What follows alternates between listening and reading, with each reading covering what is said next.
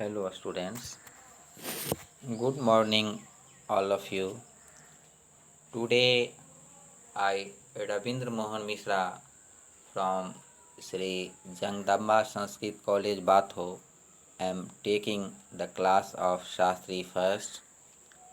Earlier, we have read about Wordsworth as a nature poet, as a poet. Today, we see his narrative technique. He was very mature in his poetic form. He wrote poems very sensible. His narrative poetry is sometimes cast into heroic meter, sometimes into that of the ballad. His ballad verse has not the fire and flint of a Scot, but exhibits often a simple force and tenderness unmatched by his contemporaries. His narrative powers are considerable, and his simple directness helps the narrative. Yet, he is not at his best in the narrative poetry for the simple reason that his deep interest in a spiritual crisis rather than physical.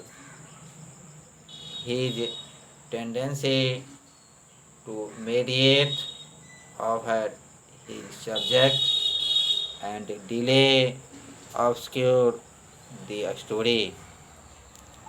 It makes him effective in snatches but not effective as a good narrative poet should be.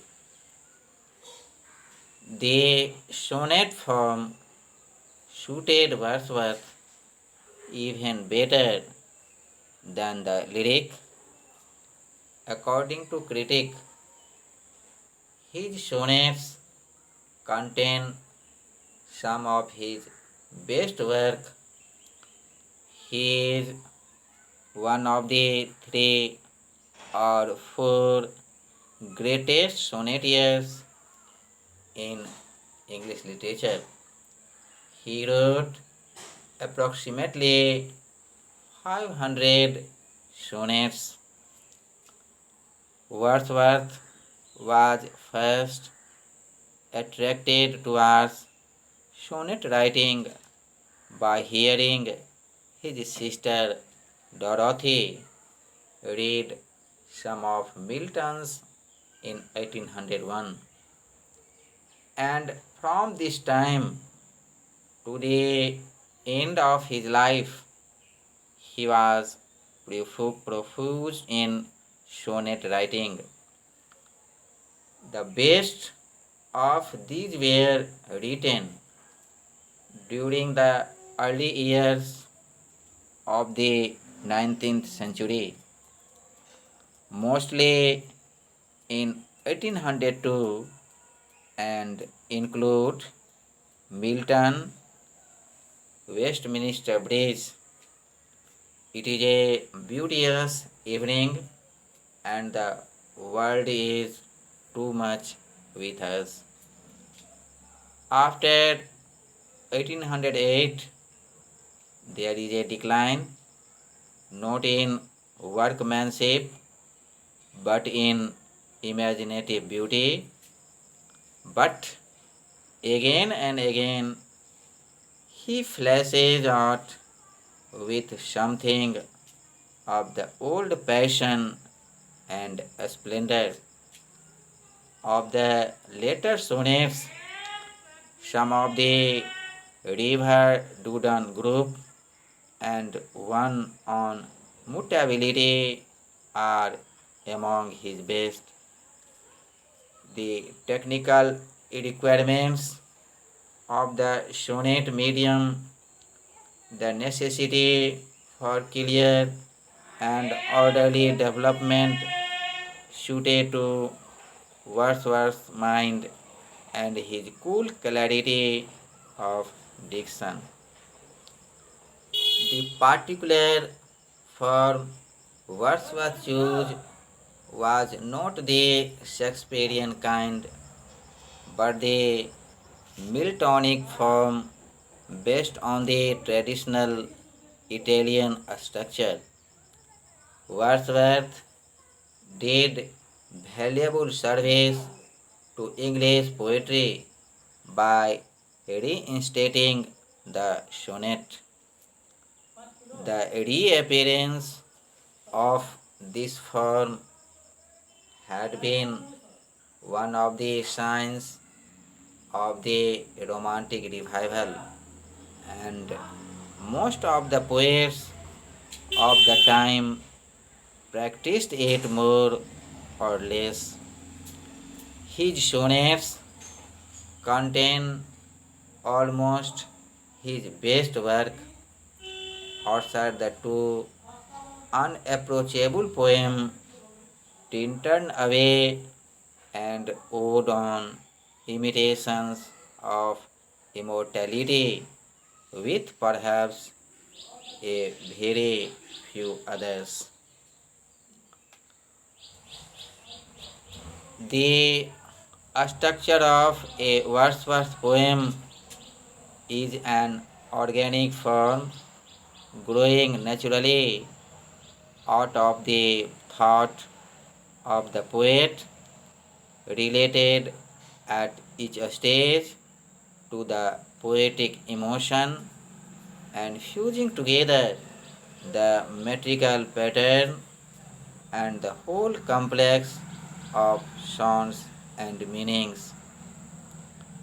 In his shorter poems, Wordsworth is peculiar in his faculty of creating an impression of almost architectural outline and solidity. This is the case too with the numerous poems in which the subject is a complex union of memory and present feelings. Wordsworth implies in his shorter poems an organizational device which may be called the double exposure technique.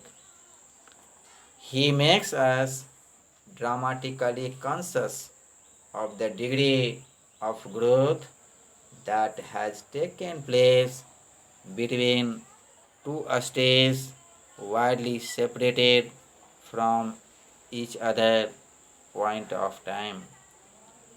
Between two states, subtle changes have always place. These may involve a simple transition of a character from conditions of the country to those of the city, as in the early lyric, the delivery of poor Susan, in which the drab present and the green past are juxtaposed. In Tinted Away, the light in the eyes of his sister seems to reflect from Wordsworth the very state of mind in which 5 years before he had rejoiced over the beauties of this natural scene. As he looks at the scene once more, he is made doubly aware of a sense of loss.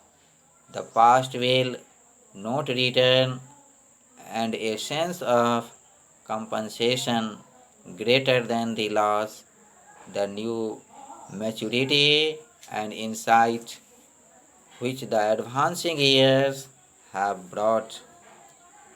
By this device, the interior drama of the time, a parable essentially of experience and emotions, is made to transpire.